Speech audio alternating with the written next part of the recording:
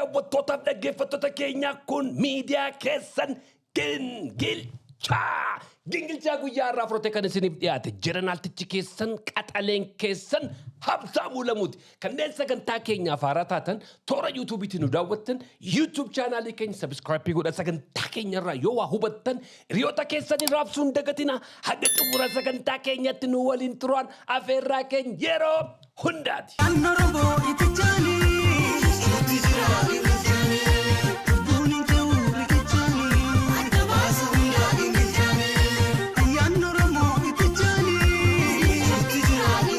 Daawwattootaaf dhaggeeffattoota keenyaa sagantaa gingilchaa torbee kanaaf fudhadhee dhufee ragaa gingilchaa isin jalaan bade miti. Nan bade erga gaafa gurbaan diimaan sun hoteela ani ijaaraa jiru maxxanse investarummaa natti dhaga'ame. Abbaan qabeenyaa akkuma arge gadi ba'een dubbatu an kana booddee investara an abbaa qabeenyaati. Baatii faa eeggadheen torban lammaffaa eeggadheen gadi baa jedheen xiqqoo of qusadhe.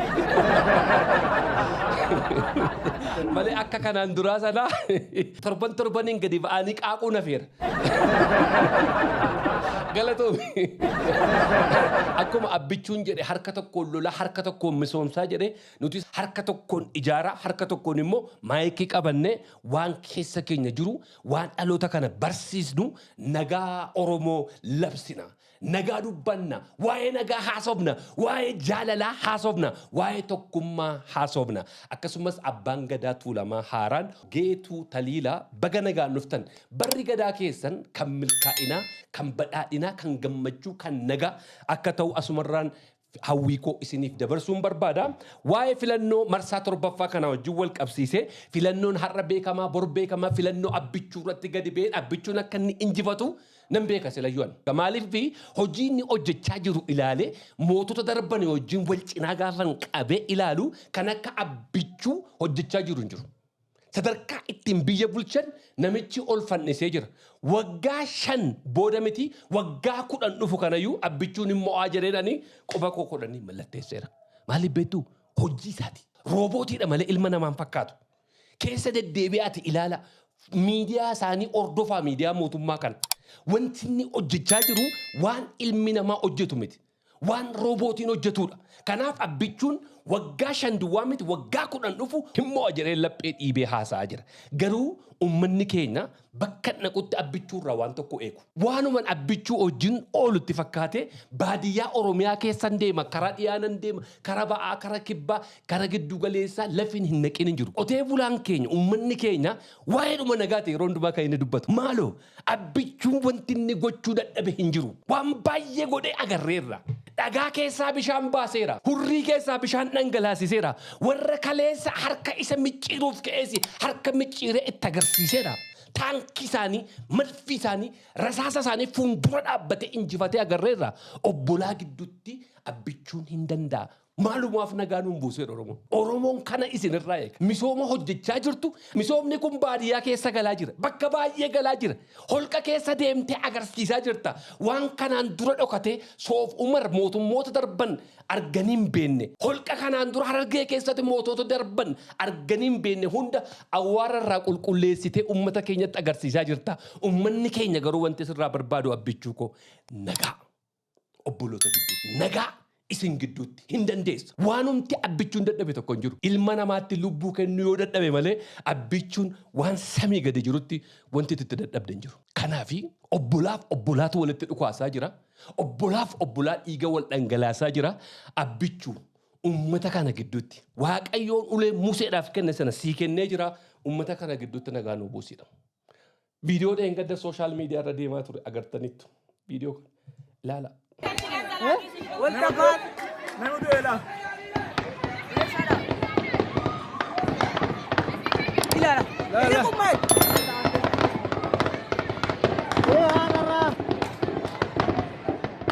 Video kana gaafa nargu miira laman natti dhaga'ame. Keessi koo na gubate. Keessi koos na gammade. Gootummaa Oromoo alagaan arguu seettan gammade. Oromoon akka inni abiddatti deemu.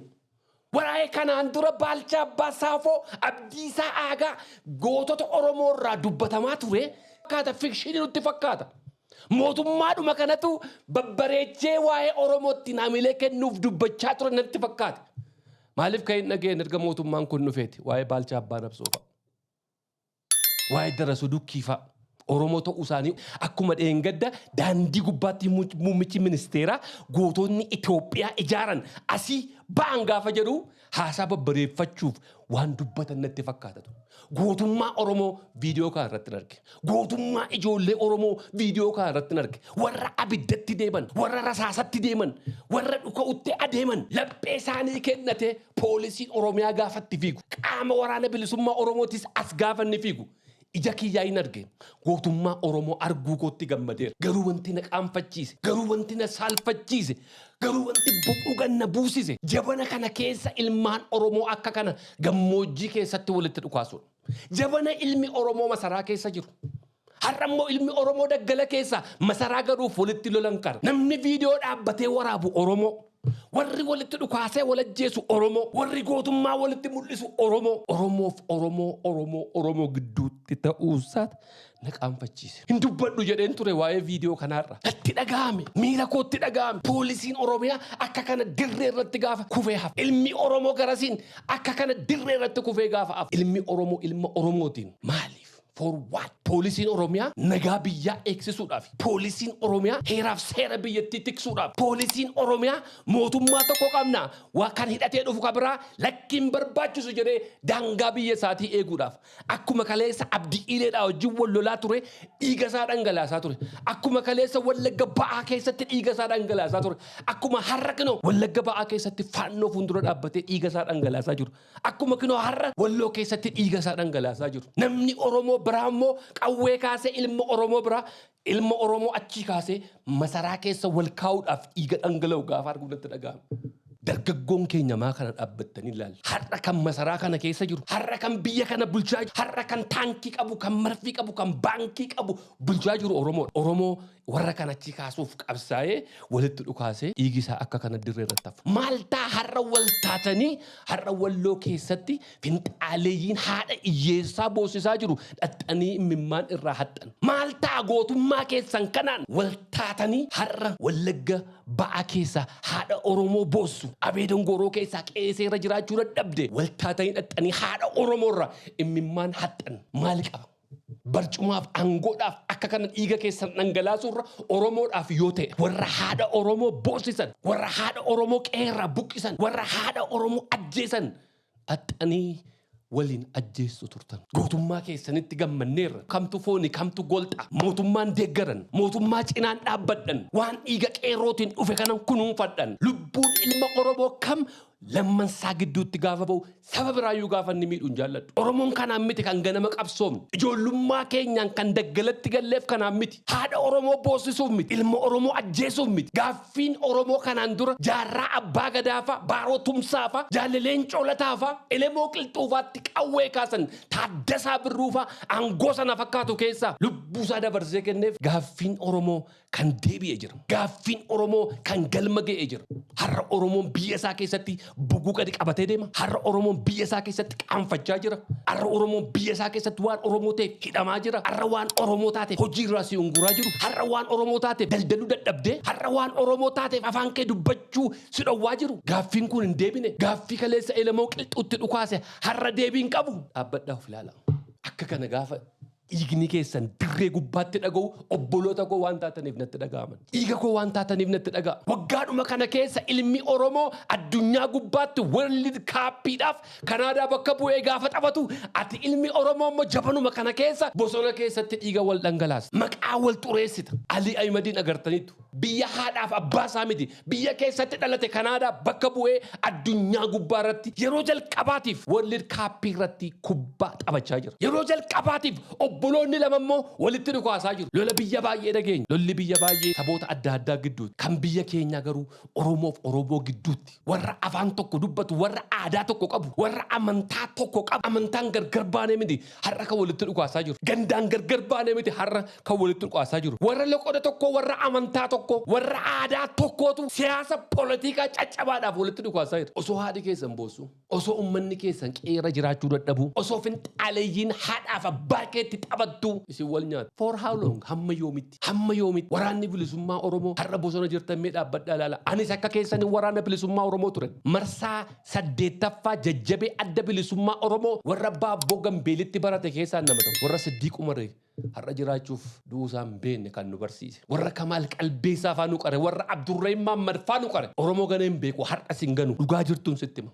Qabsoon kaleessatti beelofne, qabsoon kaleessatti dheebonne. Oromoo abbaa biyyaa goone. Warri kaleessa qabsoo kana wixinee asiin ga'e jaalle Daawwit Ibsaa faa har'a filannoo keessa jiru. Obbo Abbaa Caalaa faa Abbaa Sagilii jalqabaa kan warra dhiyaa turan keessaa namni tokko har'a magaalaa Finfinnee jiru. Qabsaa'onni kaleessa qabsoo kana wixinan har'aas jiru. Waatu argameeti. Warra adda bilisummaa Oromoo wixinan kan akka Dr. Diimaa Naga'oofaa kan akka Obbo Leencoo Lataafaatu as jira magaalaa Finfinnee kana keessa. Dargaggoon amma dhaabbadhaati ilaala. Dhuguma koozii Oromootii fi har'a kan walitti dhukaafamaa jiru. Kan waajjirri mootummaa gubatu, kan konkolaataan karaa irratti gubatu, gadda kan diinaati kan dhaabaati gubaa turre keessatti hirmaachaan turenis qooda furachaan turenis warreen kaleessa walitti dhukaasaa turre walla afaan koo dubbatu warra aadaa koo dubbatu warra na arrabsu warra na xiqqeessuudha har'a obbolaa lamatu walitti dhukaasama. Inni kun nagaa biyyaa eegsisuudhaaf, inni kun daangaa biyyaa eegsisuudhaaf, inni kun heeraaf seera biyyaa eegsisuudhaaf, inni kun akkuma kaleessa daangaa irratti dhiigi isaa dhangala'aa ture ummata isaa eeguuf dhiigni isaa dhangala'aa. Atoo warra gurbaa gaggeessa goota kana inni ajjeese maaltu sitti dhagahama? Inni nama afaan kee dubbatu nan bilisoomsa jetteerra dhaabbattee boojiteessa ta'u rasaasaan dhahamee qabdee akka barbaadde gootu maaltu sitti dhagahama? Hunduu of gaafachuu qaba kan. Kun waa'ee mootummaa deeggaruu dhabuu dhaloota akkamii oomishaa deemnaa? Dhaloota wal arrabsu, dhaloota wal salphisu, dhaloota maqaa wal xureessu. Namni kaleessa bakka guddaa nu ga'a jennee aangoo qabata jennee abdachaa anillee faarsaa ture dhaadachaa ture obboleessi keenya Jawaar. Har'a wanta inni maxxansu gaafa agarru dhaloota kana maal barsiisa? Komaander Magarsaa nama umurii isaa guutuu waraana kana keessa ture, poolisii humna addaa kana keessa ture. Aarsaa guddaa nama kaffalee seenaa isaa hirphaa gaanfureen natti hime yeroo Baalee mana hidhaa ture keessatti. Namni kun nama aarsaa guddaa kaffalee har'a sooroma ba'ee nama shiroo gurguruufaa mee maal godhi jettee fuula feesbuukii keetti maxxansita. Mogolee isaa dhoofta shiroo gurguruun barsila isaaf hin maluyyuu ture. Waan sanaa olii hojjechuu qaba ture. Investara guddaa ta'uu qaba ture. Komaander Magarsaa Fayyisaa aarsaa kaffaleef beekumsa qabuuf dandeettii qabuuf har'a garuu gad of deebisee shiroo gurguraam. Nama shiroo gurgurutti inaaftee maqaa balleessita. Ijoollee Oromoo meeqatu mana isaa keessaa hojii hojjeta? Ilmaan meeqa of jalaa qaba namni kun?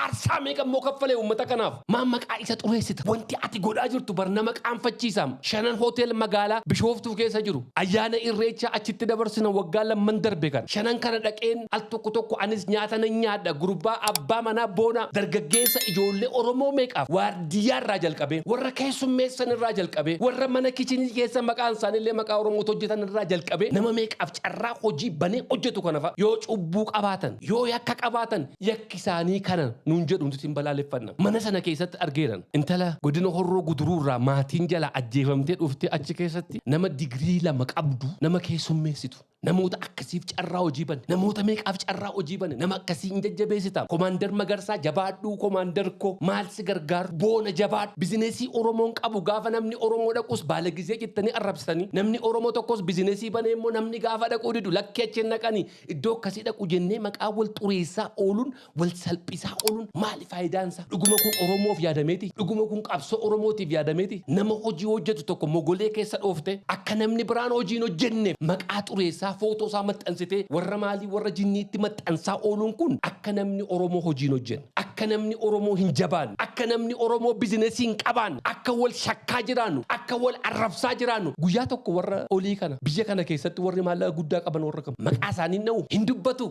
Finfinnee keessatti bizineesii meeqa qaban, hoteela meeqa qaban, rizoortii meeqa qaban, waan meeqa qaban irraa hin dubbatanii. Nama Oromoo xiyyeeffatanii nama Oromoo dhumatti dhagaa guuraa oolu. Komaander Magarsaan boonaan akka godhe, Abtaamuun investimentiin kana godhe, Dammaqaan kana godhe, Jeneraal Haayiluun kana godhe, Abaluun Oromoof yaadameeti kun jara keenya. Dirqama isaan maallaqa sii kennuu qabu akka ta'e waa'ee isaanii dubbanneef. Nizirii sii gashuu qabu. Maal jedhu inni gaafa ayyaana bataskaanatti dhaqanii xalaafaa gashan. Akkasii gashuu qabu. Oromoon eessaayyuu dhufa hojjetu. Mootummaa keessa haa turu mootummaa keessa hin turin. Daggala haa turu eessa haa turu. Nama hojii hojjechaa jiru jajjabeessuun dirqama qaba. Kos nama Oromootu dhaqee achitti fayyadama. Nama Oromootu dhaqee achi hojii argata. Nama Oromootu dhaqee achi beela ba'a. Hin nagayinaa olola akkasii. Obboloonni keenya hin nagayinaa. Aangoo ofiitiif jecha, dantaa ofiitiif jecha, maqaa nama xureessaa oolu akka xeerii namatti faca'aa oolu dhagayinaa hin dhaggeeffatinaa hojiitti jabaadhaa diinagdeetti jabaadhaa inni kophee qulqulleessitus jabaadhu inni mana bunaa qabdus jabaadhu inni hoteela qabdus jabaadhu wal jajjabeessaa wal tumsaa yoo dogoggorri jiraate wal gorsaa yoo miidiyaatti ba'uu qaba ta'es nutti fidaa irraa dubbanna eenyuyyuu ija keenyatti hin buruqu nama hojii hojjetu hundumaatti faca'u isa kaan maqaa isaanii balleessanii miidiyaa addaatti erganii ololatti geggeessu. Why? Maal qabdati Oromoo irraa? Maal amma kana Oromootti garaa jabaachuun kee? Maal amma kana nama Oromoo jibbuun kee?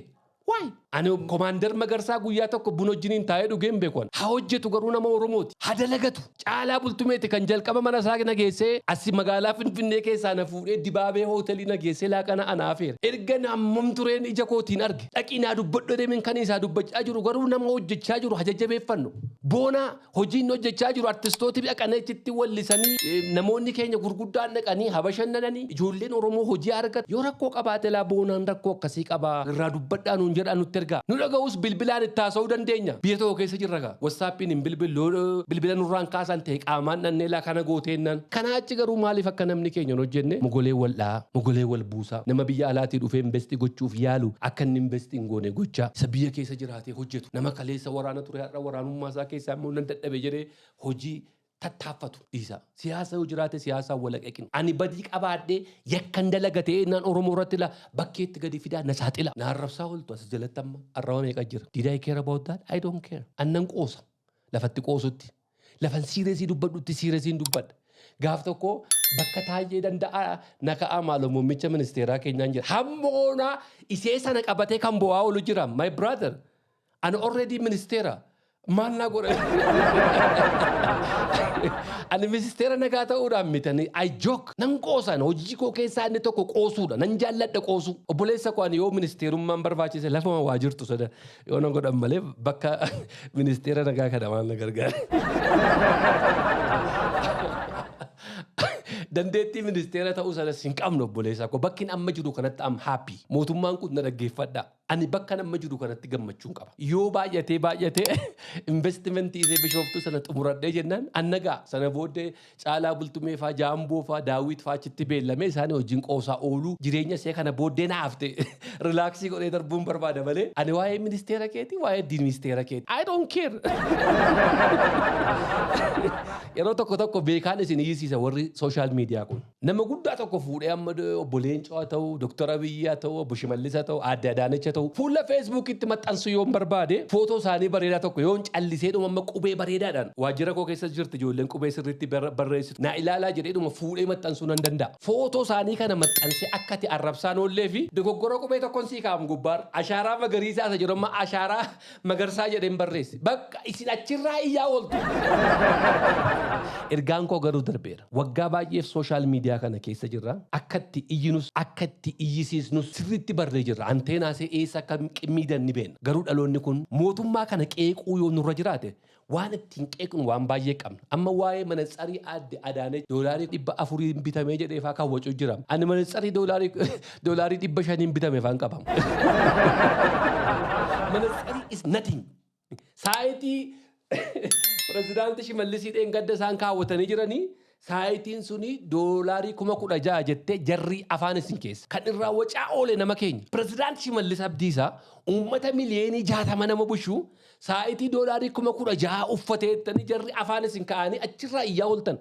Prezidaantii Shimallisii waan ittiin qeeqxan itti qeeqa. Waa'ee saayitii isaatii, waa'ee karabaatii isaatii amma kinoo warqee wallaggaa kun almost amma gara miliyoonii galeera. Kanaan faatiin meena qeeqaamenan eessaa fedhe namichi kun jedhaati. Amma waa'ee pirezidaantii saayitiidhaan, karabaatiidhaan, waa'ee manatsariitiin, waa'ee kopheetiin. Politikaa caccaba. Waan biraa jira wanta ittiin qeeqnu waan baay'ee anuu isinitti himuu hin danda'a. Ittiin qeequu dandeenya. Malee waan caccabaa akkasiitiin ilaa dargaggoonni keenya isin hin gorfadhaa. Angafa keessanan. Waan isin amma keessa dabartan kana keessan darbe. Yeroo baay'ee harka keenyaan abidda qabachaa turan. Har'as harka keessaniin tokkotu abidda qabachuuf deema. Waan dhugaa isinitti fakkaate amana. Kaayyoo akka biyyaatti ilaala. Namichuma tokko jaallattaniif namicha sanaaf jettanii kabiraa arrabsaan oolina. Yoo rakkoon jiraate bakka rakkoon jiru sana qeeqa. Waan gaarii jiru moo fudhadhaa. Warri siyaasa mataa isaaniitiif jecha akkasin warra aangoora jiran kana arrabsaa ooltan isin kakaasu. Ani muuxannoo sana keessa waanan darbeef isiitti. Harka keenyaan abidda qabachaa turan. Abidda ibiddatti nu oofaa turan akka nama arrabsan nu gochaa turan hin jiru har'a lubbuun warra akkanna gochaa turan maqaa isaaniin kaasu garuu hin jiru waaqayyoon sana keessaa na baase jibbiinsa poolitikaa sana keessaa na baase akka keessaniin namni abiddan qabatin nama arrabsaa hin oolina guyyaa tokkotti qaanfatu waan har'a dhaxxee footoo namaa jalatti viidiyoo namaa jalatti hanga'a tokko arrabsitu waggaa 3-4 booddeetti qaanfatta waggaa 2 booddeetti qaanfatta waan boritti qaanfattu hin godhin. Baratuu gingilchaa. Daawwattootaaf dhaggeeffattoota keenya sagantaa gingilchaa guyyaa irraa fudhannee dhufnee asuma irratti goolabnee jira torban yookiis torban 2 booddee sagantaan walitti deebinutti nagaan nuuf jiraadha.